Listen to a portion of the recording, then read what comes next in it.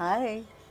आज बाप्पाला आपण छान अंघोळ घालणार आहोत. बरेच दिवस मला असा प्रश्न होता की पितळ्याची मूर्ती आहे ही, तर ही कशी स्वच्छ करायची. म्हणजे पितांबरीने करतोच आपण, पण आमच्याकडे कसं होतं की समुद्रकिनारा जवळ आहे आणि खारी हवा आहे, त्यामुळे 2 दिवसात परत त्याला काळपटपणा येतो आणि मग एका पॉईंटला मी सोडून दिलं होतं की त्याचा असाच लूक ठेवूया.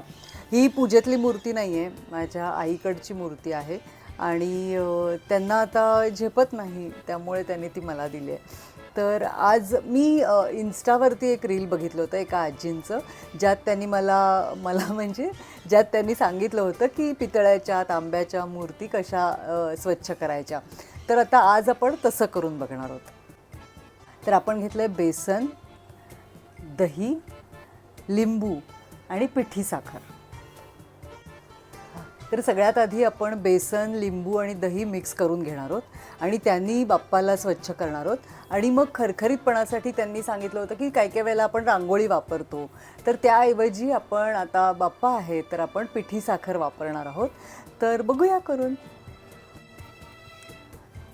तर आता बेसनमध्ये आपण दही घालणार आहोत.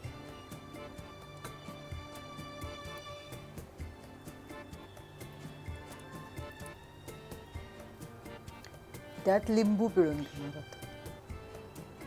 साधारण मी 2 लिंब घेतले आहेत.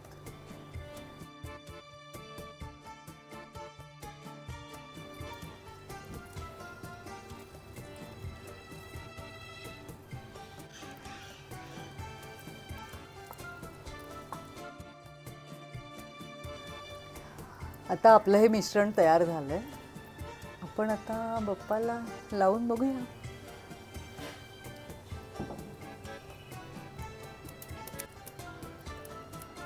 आता त्याचं डिझाईन एवढं आहे की ते कसं स्वच्छ होणार आहे हे मला कळत नाही आहे. खूप बारीक बारीक डिझाईन आहे त्याच्यावर.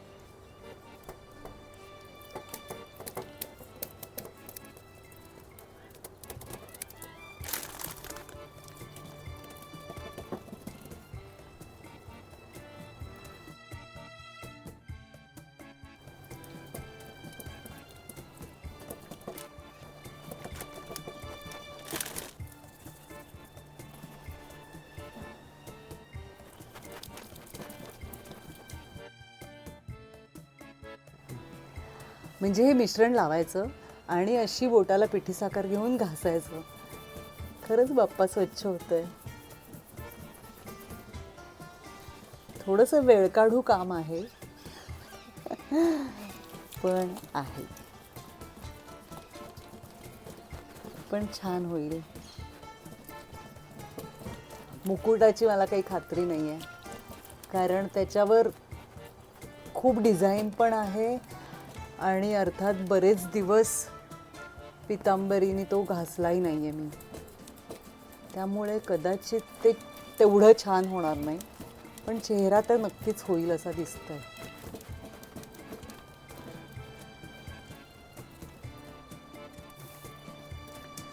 आधी सगळीकडे लावून ठेवते आणि मग एक एक एक एक भाग घासते, म्हणजे हाताने.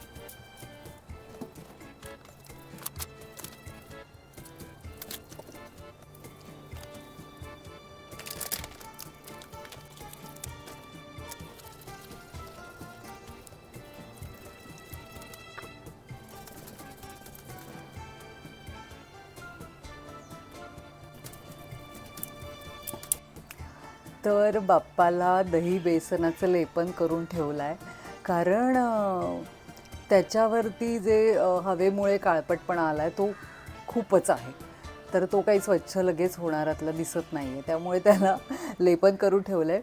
पण आपल्याकडे ही एक अन्नपूर्णा आहे. या अन्नपूर्णेची एक गंमत अशी आहे, मुंबईला चोर बाजार आहे आणि तिथे खूप अँटिक गोष्टी मिळतात. तर माझ्या बाबांनी तिथून त्यांना तिकडे ही अन्नपूर्णा सापडली होती आणि त्यांना ती खूप आवडली होती, म्हणून ते घेऊन आले होते आणि ती माझ्याकडे पण आहे. अर्थात ही पूजेला नाही ठेवली आहे, पण ती आमच्या देव्हाऱ्याच्या इकडे एक जागा आहे तिथे ठेवली आहे. मला ही खूप आवडते. आणि हिच्याकडे बघून सतत मला असं वाटत असतं की कुणाच्या घरातली असेल आणि ती अशी बाहेर का आली असेल, आणि काही असा उद्देश आहे का की तिची माझ्याकडून तिला निदान हळद कुंकू वाहिलं जातं माझ्याकडून. तर मला हे काही काय आमचे बंध आहे ते कळत नाही, पण मला ही खूप आवडते अन्नपूर्णा. तर आता तो बाप्पा तर आमचा इतका मोठा आहे आणि त्याला तर वेळ जाणार आहे, तर आता मी हिलाही स्वच्छ करून बघते की ही पटकन स्वच्छ होतीये का. तिचं हे आसन आहे.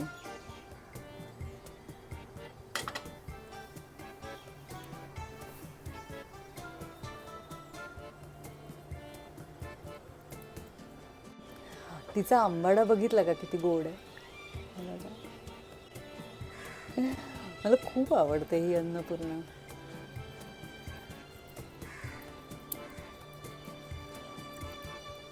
हिला पण आधी आपण बेसन, दही आणि लिंबू असं जे आपलं मिश्रण आहे ते लावून घेऊया.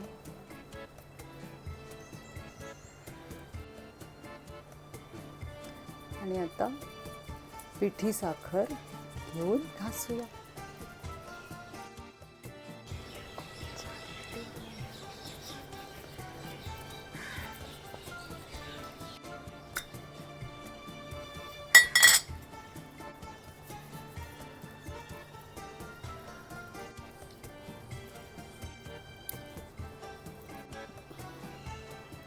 होतीये ही स्वच्छ, पण अगदीच जो हट्टी काळेपणा आहे तो काही जाता जात नाही आहे.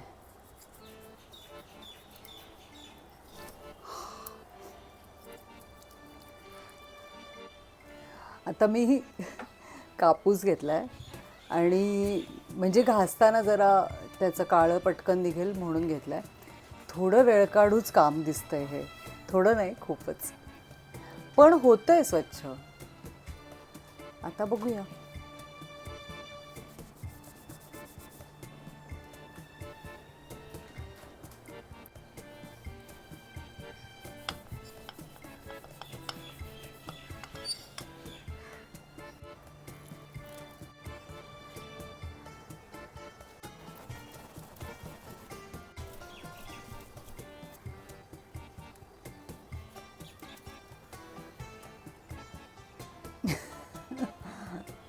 दमले.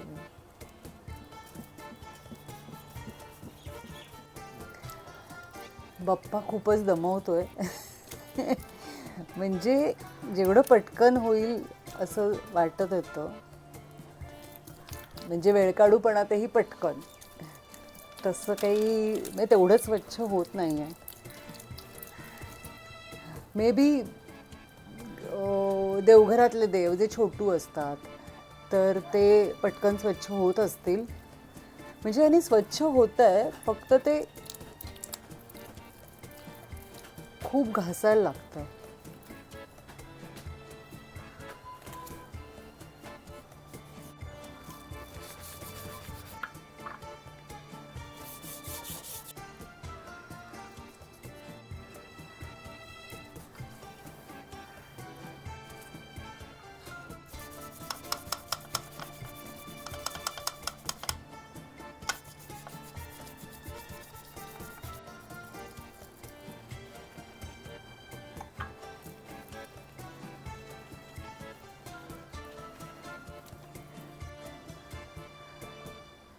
तर आता हे घासून तर झालं आहे माझं, म्हणजे त्याच्या पुढे काही निघत नाही आहे ते.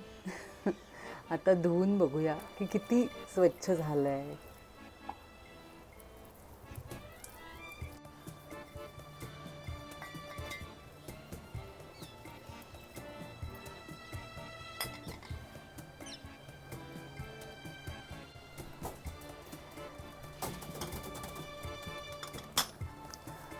तर आपली अन्नपूर्णा आणि आपला बाप्पा स्वच्छ करून झालाय, पण तो असा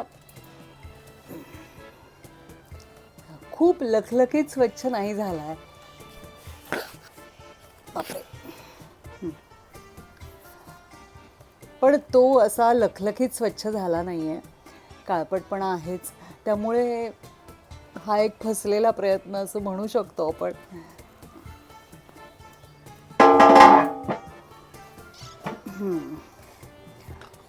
आणि अन्नपूर्णा अशी झाली आहे. त्या मनाने अन्नपूर्णा चांगली स्वच्छ झाली. आता तुम्हाला तो आंबाडा दिसेल.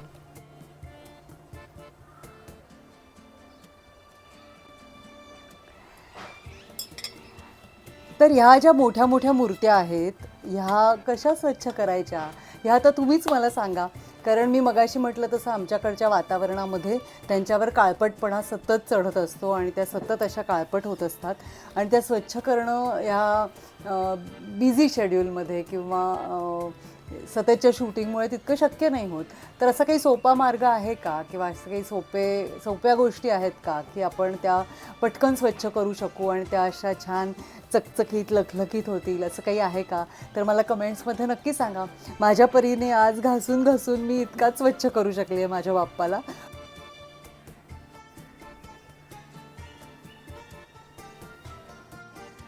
पण तो पूर्ण स्वच्छ कसा होईल हे मला प्लीज तुम्ही सांगा. तर भेटत राहू. तोपर्यंत stay fit, stay healthy, be happy and be consistent. Bye.